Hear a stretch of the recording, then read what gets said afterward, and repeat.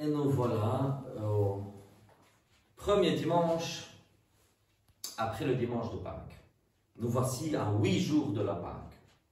Certains livres liturgiques préfèrent dire 2 erreurs, soit le deuxième dimanche après Pâques, ou certains disent le premier dimanche après Pâques, et pire encore, d'autres disent Pâques close. En fait, non. La Pâque, c'est 40 jours. Donc, ce n'est pas tout à fait le premier dimanche après la Pâque. C'est comme si Pâques était déjà parti. Hein.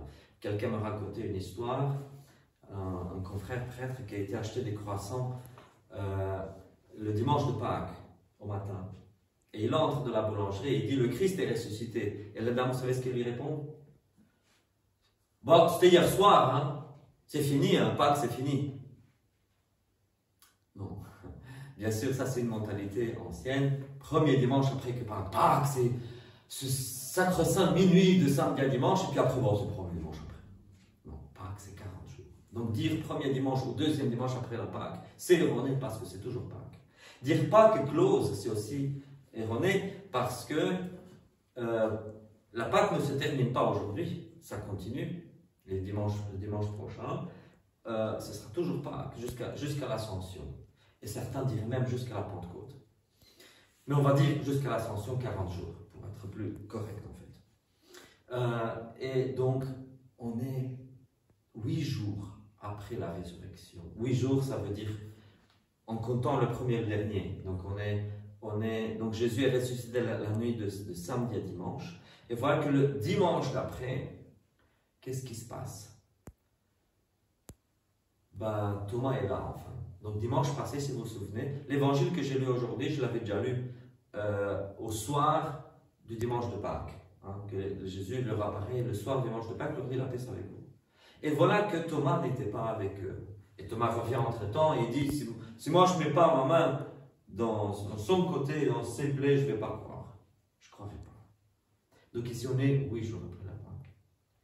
Et enfin Thomas est au milieu d'eux, avec les autres disciples. Peut-être, comme je l'ai déjà dit, peut-être qu'ils n'étaient pas, c'était pas les 11, peut-être dire les 11, c'est juste une façon de parler, que certains d'entre eux probablement n'étaient pas là, qu'ils étaient partis et qu'ils allaient voir Jésus seulement en Galilée. Donc il y avait quand même, on va dire, le collège des apôtres qui était là, et Thomas avec eux. Bon, je vais revenir un peu avec 2 mots qu'on trouve dans les évangiles. On trouve Thomas, et on trouve en grec Didymos. Comme je l'ai lu, j'ai lu Thomas, c'est-à-dire le didyme. Alors, pire encore, certains traduisent Didymos par le jumeau. Bon, je vais remettre l'église au milieu du village. Thomas n'était pas, très probablement, Thomas n'était pas son nom du tout. Il devait s'appeler avec un autre nom. Mais en araméen, Taomi, ça signifie douteux. Hein, douteux, même en français, vient de deux. Donc celui qui a 2 opinions en même temps, il est douteux, il est dubitatif. Donc, dans les langues romanes, on a le mot douteux sous différentes formes, ça vient de 2. Et taomi vient aussi de 2, de tao, donc douteux. Et donc le mot français Thomas vient de cet araméen taomi. Donc c'était un sobriquet qui lui est resté. Donc l'événement qu'on a lu aujourd'hui, dimanche passé au soir et aujourd'hui, cet épisode a dû rester tellement dans la mémoire des apôtres qu'ils lui ont fait un sobriquet, un surnom. Et Didymos n'est que la traduction de ce sobriquet-là, araméen, mais ça doit être traduit aussi comme le douteux, hein, et pas le jumeau. Bien sûr, les jumeaux sont 2, mais ici il s'agit de double dans l'idée, pas le fait d'avoir un frère jumeau. Mais donc voilà, c'est celui dont on utilise le sobriquet, celui qu'on surnomme en fait Thomas ou Didymos, ce sont juste des traductions, c'est juste donc Thomas. Et je vais venir à autre chose. Alors, il voit Jésus et qu'est-ce qu'il lui dit? Mon Seigneur et mon Dieu. Thomas proclame la divinité du Christ. Alors, les témoins de Jéhovah et d'autres hérétiques qui nient le Christ, hein, comme dit Saint Paul, qui nie le maître qui les a rachetés, qui renie le maître qui les a rachetés, les témoins de Jéhovah disent, ah, bah, Thomas était là, Jésus était là, il lui dit, mon Seigneur, et puis il se tourne, et mon Dieu. Ça n'a pas de sens, n'est-ce pas? Au contraire, si Jésus n'avait pas été Dieu, il aurait dit, attention Thomas, tu vas faire une idolâtrie là. Non, Jésus accepte le fait qu'on lui dise, mon Seigneur et mon Dieu. Et d'ailleurs, dans l'évangile selon Saint Jean, il n'y a aucune indication que Thomas serait dirigé vers un autre point cardinal pour dire mon Dieu. Donc sinon, ça n'a pas de sens. Mais la divinité du Christ, il y a quelque chose d'important dans l'épître. Alors, un truc très intéressant, le texte que nous avons lu Angélique tantôt, j'ai envie de dire que c'est le texte d'origine pour l'épître, chapitre 5 de la première épître de Saint Jean. Après ça, on a découvert deux manuscrits. Un qu'on a appelé donc en grec, puisque le Nouveau Testament a été écrit en grec. Un qui s'appelle Sinaiticus et l'autre qui s'appelle Vaticanus. Mais tous les deux, le Vaticanus n'a rien à voir avec le Vatican, c'est juste qu'il se trouve dans la bibliothèque du Vatican, mais tous les deux proviennent de la Haute-Égypte, du foyer de l'arianisme. Les Ariens étaient aussi des hérétiques au IVe siècle qui niaient la divinité du Christ. C'est Arius le premier qui a proposé que le Christ dit qu'il n'est pas Dieu, et donc les Ariens étaient les disciples d'Arius. L'arianisme s'est éteint quelques siècles plus tard, et puis il est revenu à la vie au temps moderne. Mais ces deux manuscrits, qui datent du IVe siècle, semblent être ariens. L'un d'entre eux dit comme ça. Donc je vais lire le passage, je vais dire comment il dit. D'abord le passage correct, c'est lui, donc le Christ, qui est venu par l'eau et par le sang, Jésus-Christ. Non pas par l'eau seulement, mais par l'eau et le sang. Et c'est l'Esprit qui rend témoignage que le Christ est la vérité. Car il y en a trois qui rendent témoignage dans le ciel, le Père, le Verbe et le Saint-Esprit. Et ces trois sont un. Et puis le verset suivant, il y en a trois qui rendent témoignage sur la terre, l'Esprit, l'eau et le sang. Et ces trois sont un. Donc le manuscrit Sinaiticus omet, il laisse de côté complètement le premier verset que j'ai lu. Donc il saute sur le verset qui dit, il y en a trois qui témoignent, le Père, le Verbe, l'Esprit Saint. Il passe directement aux trois témoins sur la terre, l'Esprit, l'eau et le sang. Donc il omet complètement la Trinité et passe au verset suivant.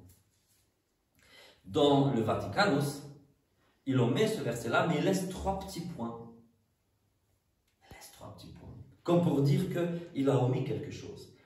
Alors, certains biblistes modernes, ils ont dit, ah, mais l'Alexandrinus doit être, ça doit être le texte d'origine, parce qu'il est plus ancien, je ne sais quoi. Donc, dans les Bibles modernes, on va omettre ce verset sur la Trinité, qu'on appelle aujourd'hui Comma Ioannis, c'est-à-dire la parenthèse de Jean. Mais en fait, quand on omet le verset sur la Trinité, la grammaire du texte est erronée. Donc si on omet ces trois-là, en grec, le texte n'est plus correct grammaticalement. Et c'est ça, en fait, qui nous démontre que le Sinaiticus, bien qu'il soit plus ancien que le manuscrit byzantin, c'est un manuscrit arien qui délibérément a omis la Trinité de ce verset. C'est paradoxal qu'aujourd'hui, un dimanche où on lit Thomas qui proclame la divinité du Christ, certains de nos confrères lisent la première épître de Jean avec un verset sur la Trinité qui est omis. Bon, maintenant, je vais passer au pourquoi. Pourquoi est-ce que ces lectures ont été, à partir du 5e siècle, ont été prévues pour ce dimanche?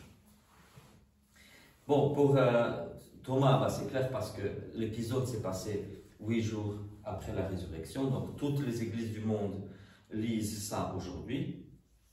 Mais le verset de Saint Jean, ça, c'est en lien avec les nouveaux baptisés. Vous savez que pendant le carême, on préparait les gens pour le baptême, les catéchumènes. Ils étaient baptisés dans la nuit de Pâques, et puis pendant toute une semaine, ils venaient à l'église avec l'aube blanche. Et puis ils déposaient leurs aubes samedi.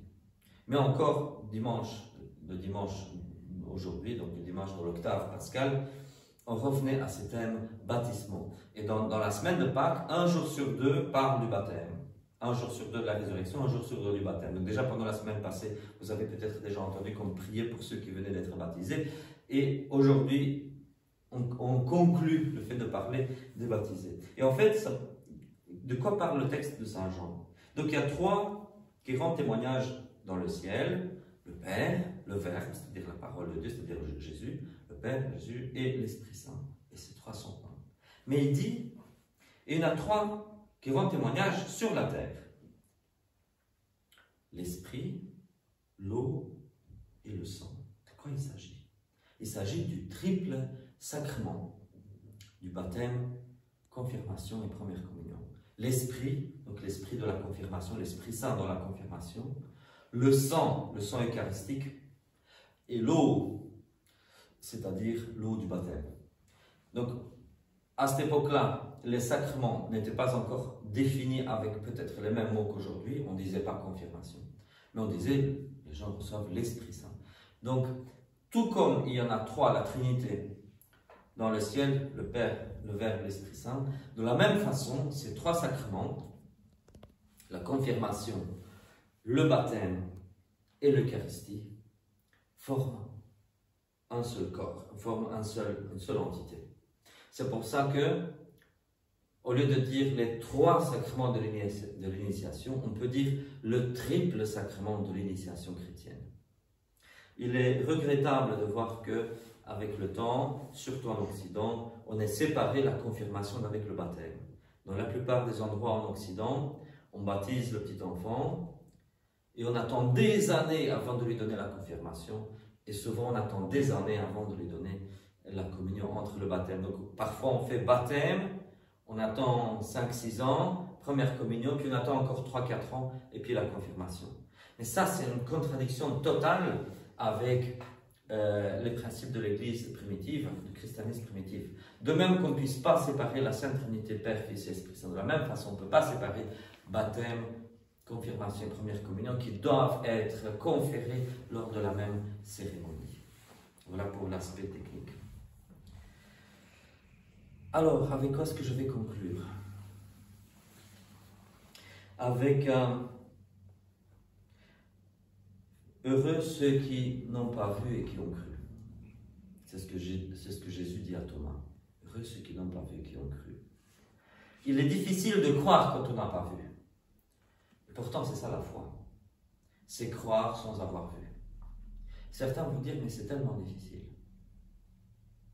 Mais les couples mariés savent que dans un couple, on croit l'autre sans avoir vu.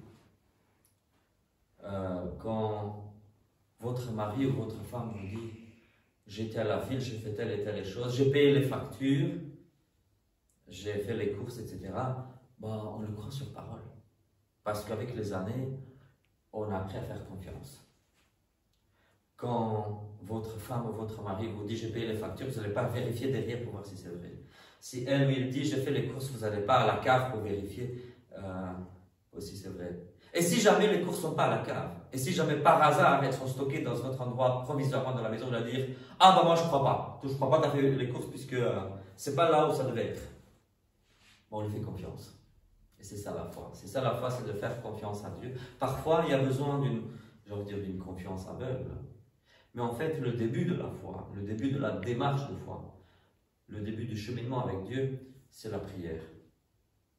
Il y a des gens qui disent « Moi, j'ai analysé tous les arguments logiques et je ne vois pas la nécessité de Dieu. Je préfère croire que ce monde-ci s'est créé lui-même, même s'il n'y a aucune base scientifique pour ça. Je préfère croire à ça obstinément parce que pour moi, il est plus facile de croire ça que de croire qu'il y a un Dieu créateur. » Ah ben pourquoi? Parce que s'il y a un Dieu créateur, il va me juger. Et s'il me juge, j'aurais du mal parce que j'ai fait quand même pas mal de conneries dans la vie et je n'ai pas envie d'être jugé. Alors je préfère fermer les yeux et dire non, il n'y a pas Dieu. Mais la démarche de foi, c'est de dire d'abord, je ne sais pas s'il y a un Dieu ou pas, mais je vais lui parler. Et s'il y a un Dieu, il me répondra d'une façon ou d'une autre. Et là, Dieu nous répond. Et là commence la démarche de foi.